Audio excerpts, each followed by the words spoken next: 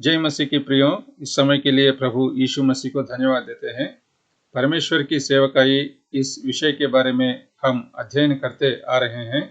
इस विषय में 5 ऐसे अंश को हम देखते आ रहे हैं। पहला हमारी बुलाहट, दूसरा हमारे वरदान, तीसरा हमारी जवाबदेही, भंडारीपन, वफादारी। इन तीनों अंश को हम अध्ययन किए थे। इन तीनों अंश के अध्ययन के वीडियोस के लिंक्स जो है इस वीडियो की डिस्क्रिप्शन में दिए हैं, उनको आप देख सकते हैं। आज के अध्ययन में हमारी प्रतिबद्धता और धीरज, आवर कमिटमेंट एंड परसिवरेंस, इस अंश के बारे में अध्ययन करेंगे और आने वाले दिनों में हमारा प्रतिफल, आवर रिवार्ड, उस अंश के बारे में भी अध्ययन करेंगे। परमेश्वर की सेवकाई में प्रियो, हमारी प्रतिबद्धता जो है कैसे रहना चाहिए, इस अंश के बारे में यदि हम सोचें तो हम देख सकते हैं कि प्रभु यीशु मसीह हमारा मॉडल है, हमारा उदाहरण यानी कि हमारा एग्जाम्पल है। तो आज के इस अध्ययन में परमेश्वर की सेवकाई में किस प्रकार की प्रतिबद्धता प्रभु यीशु मसीह ने दिखाया और किस प्रकार की धीरज प्रभु यीशु मसीह ने दिखाया, उसको हम सीखने की प्रयत्न करेंगे। लूका सुसमाचार 2 अध्याय 46 आयत से लेकर हम देख सकते हैं, प्रभु यीशु मसीह लगभग 12 वर्ष की उम्र में माता पिता के साथ त्योहार मनाने के लिए यरूशलेम में आया था। माता पिता को छोड़कर उसने मंदिर में प्रवेश किया। मंदिर में जो उपदेशक है उनके बीच में बैठकर प्रश्न पूछते हुए दिखाई दिया करके हम देख सकते हैं। इस प्रकार प्रियो, हम देख सकते हैं प्रभु यीशु मसीह की प्रतिबद्धता के बारे में। परमेश्वर की सेवकाई में अपनी 12 वर्ष की उम्र से लेकर के प्रभु यीशु मसीह लगे रहे थे करके हम देख सकते हैं। सुसमाचार 1 अध्याय 35 आयत में प्रभु यीशु मसीह की प्रार्थना जीवन के बारे में भी हम देख सकते हैं। प्रभु यीशु मसीह कैसे प्रार्थना कर रहा था। भोर को निकलने से बहुत पहले वह उठकर निकला और एक जंगली स्थान में गया और वहां प्रार्थना करने लगा। इस प्रकार प्रभु यीशु मसीह निकलने के बहुत ही पहले उठता था और पिता परमेश्वर को प्रार्थना कर रहा था। हम यह देख सकते हैं कि परमेश्वर की सेवकाई करने में प्रार्थना जीवन का बहुत ही अवश्य होता है। इसीलिए प्रभु यीशु मसीह हर दिन प्रार्थना में बिताता था करके हम देख सकते हैं। और भी यदि हम देखेंगे यूहन्ना के सुसमाचार में 4 अध्याय में 34 आयत में यीशु ने उनसे कहा, मेरा भोजन यह है कि अपने भेजने वाला की इच्छा के अनुसार चलूं और उसका काम पूरा करूं। यूहन्ना 5वें अध्याय 30 आयत में, मैं अपने आप से कुछ नहीं कर सकता, जैसा सुनता हूं वैसा न्याय करता हूं, और मेरा न्याय सच्चा है क्योंकि मैं अपनी इच्छा नहीं परंतु अपने भेजने वाले की इच्छा चाहता हूं। यूहन्ना 6वें अध्याय 38 आयत में, क्योंकि मैं अपनी इच्छा नहीं वरना अपने भेजने वाले की इच्छा पूरी करने के लिए स्वर्ग से उतरा हूं। और यूहन्ना 8वें अध्याय 29 आयत में, मैं सर्वदा वही काम करता हूं जिससे वह प्रसन्न होता है। और यूहन्ना 17 अध्याय 4 आयत में भी, जो कार्य तूने मुझे करने को दिया था उसे पूरा करके मैंने पृथ्वी पर तेरी महिमा की है। इन सारे आयतों में प्रियो हम देख सकते हैं परमेश्वर की सेवकाई के प्रति प्रभु यीशु मसीह की प्रतिबद्धता यानी कि उसकी कमिटमेंट को हम देख सकते हैं। परमेश्वर की इच्छा को पूरा करना प्रभु यीशु मसीह को भोजन जैसा था। अपना इच्छा पूरा करने के लिए नहीं परंतु पिता परमेश्वर की इच्छा करने के लिए स्वर्ग से उतरा है करके प्रभु यीशु मसीह ने बता रहा है। और 17 अध्याय में 4 आयत में बता रहा है कि जो कार्य तूने मुझे करने को दिया था उसे पूरा करके मैंने पृथ्वी पर तेरी महिमा की है। यूहन्ना सुसमाचार 17 6वीं से हम देखते हैं किस प्रकार की कार्य प्रभु यीशु मसीह ने पूरा किया। मैंने तेरा नाम उन मनुष्यों पर प्रकट किया है जिन्हें तूने जगत में से मुझे दिया। वे तेरे थे और तूने उन्हें मुझे दिया और उन्होंने तेरे वचन को मान लिया है। अब वे जान गए हैं कि जो कुछ तूने मुझे दिया है वह सब तेरी ओर से है, क्योंकि जो वचन तूने मुझे दिए मैंने उन्हें उनको पहुंचा दिए और उन्होंने उनको ग्रहण किया और सच सच जान लिया है कि मैं तेरी ओर से आया हूं और विश्वास कर लिया है कि तू ही ने मुझे भेजा। पिता परमेश्वर की बातों को प्रियो प्रभु यीशु मसीह प्रकट किया और उनको विश्वास में लाया है करके हम देख सकते हैं। मत्ती सुसमाचार 26 अध्याय 39 आयत में फिर वो थोड़ा और आगे बढ़कर मुंह के बल गिरा और यह प्रार्थना की, हे मेरे पिता, यदि हो सके तो यह कटोरा मुझसे टल जाए, तो भी जैसा मैं चाहता हूँ वैसा नहीं, परंतु जैसा तू चाहता है वैसा ही हो। इस प्रार्थना को प्रभु यीशु मसीह गेत्सेमने बगीचे में किया है करके हम देख सकते हैं। इस प्रार्थना में भी प्रभु यीशु मसीह परमेश्वर के हाथों में अपने आप को सौंपते हुए परमेश्वर की इच्छा उनके जीवन में पूरी होने की प्रार्थना कर रहा है करके हम देख सकते हैं। उस प्रार्थना करने के बाद अपने आप को क्रूस पर अर्पित किया था कि हमारे उद्धार हो सके। पहला पतरस 2 अध्याय 24 और 25 आयतों में वह आप ही हमारे पापों को अपनी देह पर लिए हुए क्रूस पर चढ़ गया, जिससे हम पापों के लिए मरकर धार्मिकता के लिए जीवन बिताएं।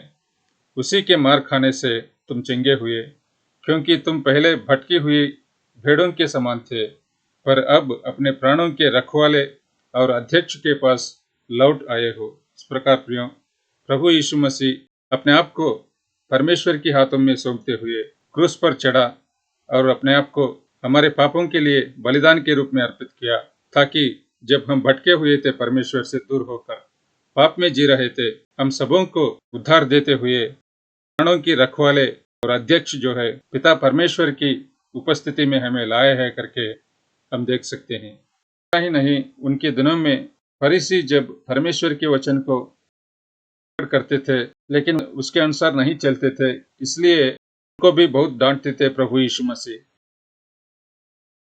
और यरूशलेम के शहर पर भी रो पड़ा है करके लूका सुसमाचार में हम देख सकते हैं। लूका सुसमाचार 13 अध्याय 34 आयत में, हे यरूशलेम, हे यरूशलेम, तू जो भविष्यद्वक्ताओं को मार डालता है और जो तेरे पास भेजे गए उन पर पथराव करता है, कितनी ही बार मैंने यह चाहा कि जैसे मुर्गी अपने बच्चों को अपने पंखों के नीचे इकट्ठा करती है, वैसे ही मैं भी तेरे बालकों को इकट्ठा करूं, पर तुमने यह ना चाहा।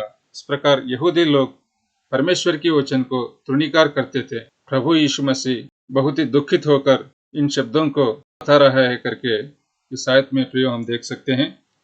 और लूका सुसमाचार 19 अध्याय में 41 आयत से लेकर भी, जब वह निकट आया तो नगर को देखकर उस पर रोया और कहा, क्या ही भला होता कि तू ही इसी दिन में कुशल की बातें जानता, परंतु अब वे तेरी आंखों से छिप गई हैं।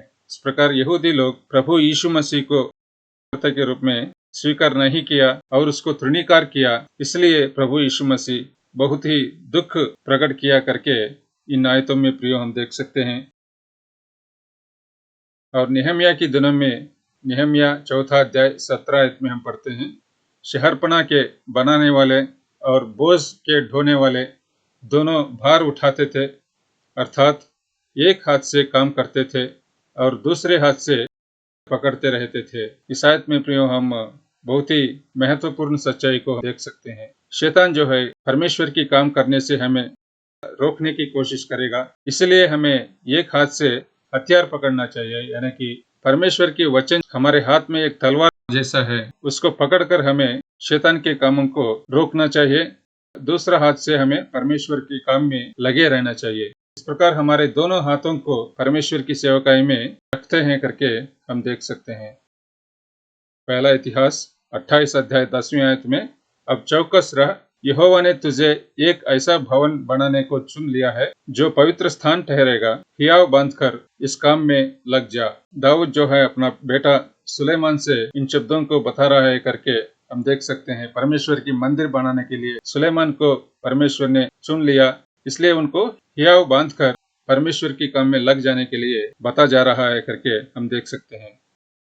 हग्गई 2 अध्याय 4 आयत में भी, उन दिनों में जब परमेश्वर का मंदिर का निर्माण का काम जो है यहूदियों के शत्रु लोगों के कारण जब रुक गई थी, परमेश्वर ने हग्गई भविष्यद्वक्ता को उनके पास भेजा और उनको हग्गई के द्वारा धीरज होकर परमेश्वर की काम करने के लिए बता रहा है करके इस वचन में हम देख सकते हैं। तो भी अब यहोवा की यह वाणी है, हे जरुब्बाबेल हियाव बांध, और हे यहोसादक के पुत्र यहोशू महायाजक हियाव बांध। और यहोवा की यह भी वाणी है कि हे देश के सब लोगों, हियाव बांध कर काम करो, क्योंकि मैं तुम्हारे संग हूँ। सेनाओं के यहोवा की यही वाणी है। इस प्रकार प्रियो, परमेश्वर का वचन जो है, हियाव बांधकर परमेश्वर की सेवकाई में लगे रहने के लिए प्रतिबद्धता के साथ धीरज होकर परमेश्वर की काम करने के लिए हमें बता रहा है करके सारे आयतों के द्वारा हम देख सकते हैं। मत्ती सुसमाचार 10वीं अध्याय में 37 आयत से लेकर, जो माता या पिता को मुझसे अधिक प्रिय जानता है वह मेरे योग्य नहीं, और जो बेटा या बेटी को मुझसे अधिक प्रिय जानता है वह मेरे योग्य नहीं, और जो अपना क्रूस लेकर मेरे पीछे ना चले वह मेरे योग्य नहीं। जो अपने प्राण बचाता है वह उसे खोएगा, और जो मेरे कारण अपना प्राण खोता है वह उसे पाएगा। इन आयतों में भी प्रिय हम देख सकते हैं कि परमेश्वर के अलावा कोई भी व्यक्ति को हम अधिक प्रिय जानेंगे तो परमेश्वर की सेवकाई हम नहीं कर सकते हैं। हम सबों को अपना अपना क्रूस लेकर प्रभु यीशु मसीह के पीछा करना पड़ेगा करके हम देख सकते हैं। क्रूस जो है समस्या को दर्शाती है। किसी भी प्रकार का समस्या या मुसीबत हमारे सामने आता है प्रियो, उस समस्या के द्वारा गुजरते हुए भी हमें धीरज के साथ सहते हुए परमेश्वर की सेवकाई करना पड़ेगा करके हम देख सकते हैं। लूका सुसमाचार 9वीं अध्याय में 23 आयत से लेकर भी उसने सबसे कहा, यदि कोई मेरे पीछे आना चाहे तो अपने आपे से इनकार करें और प्रतिदिन अपना क्रूस उठाए हुए मेरे पीछे हो ले, क्योंकि जो कोई अपना प्राण बचाना चाहेगा वह उसे खोएगा, परंतु जो कोई मेरे लिए अपना प्राण खोएगा वही उसे बचाएगा। यदि मनुष्य सारे जगत को प्राप्त करे और अपना प्राण खो दे या उसकी हानि उठाए तो उसे क्या लाभ होगा? जो कोई मुझसे और मेरी बातों से लजाएगा, मनुष्य का पुत्र भी अपनी और अपने पिता की और पवित्र स्वर्ग दूतों की महिमा सहित आएगा तो उससे लजाएगा। इन आयतों में भी एक और बार हम देख सकते हैं कि प्रतिदिन हमें अपने आप इनकार करते हुए, क्रूस उठाते हुए, प्रभु यीशु मसीह के पीछे करते हुए उनकी सेवकाई में लगे रहना चाहिए। शैतान से और संसार के मनुष्यों से किसी भी प्रकार की सतावट आएगी, फिर भी हमें धीरज के साथ परमेश्वर की सेवकाई करना चाहिए करके हम देख सकते हैं। ये मत्ती सुसमाचार 5 अध्याय में 11 और 12 आयतों में प्रभु यीशु मसीह ने क्या कहा? धन्य हो तुम जब मनुष्य मेरे कारण तुम्हारी निंदा करें और झूठ बोल बोल कर तुम्हारे विरोध में सब प्रकार की बुरी बात कहें, तब आनंदित और मगन होना, क्योंकि तुम्हारे लिए स्वर्ग में बड़ा फल है। इसलिए कि उन्होंने उन भविष्यद्वक्ताओं को जो तुमसे पहले थे इसी रीति से सताया था। इस प्रकार हमें जब परमेश्वर की काम करेंगे प्रियो, सतावट मिलती है, फिर भी हमें उसको सहते हुए आगे बढ़ना चाहिए करके हम देख सकते हैं और आनंदित होकर परमेश्वर का काम करना चाहिए, क्योंकि हमारे लिए स्वर्ग में बड़ा फल है करके हम देख सकते हैं, जिसके बारे में हम अगले वीडियो में अध्ययन करेंगे। पहले कुरिन्थियों 15 अध्याय 58 आयत में हम देखते हैं, इसलिए हे मेरे प्रिय भाइयों, दृढ़ और अटल रहो, प्रभु के काम में सर्वदा बढ़ते जाओ, क्योंकि यह जानते हो कि तुम्हारा परिश्रम प्रभु में व्यर्थ नहीं है। जो भी काम प्रियो हम प्रभु यीशु मसीह के लिए करते हैं, हम देख सकते हैं कि वह व्यर्थ नहीं होने वाला है। इसलिए हमें अटल और दृढ़ रहकर परमेश्वर की काम करना चाहिए करके इस आयत में हम देख सकते हैं।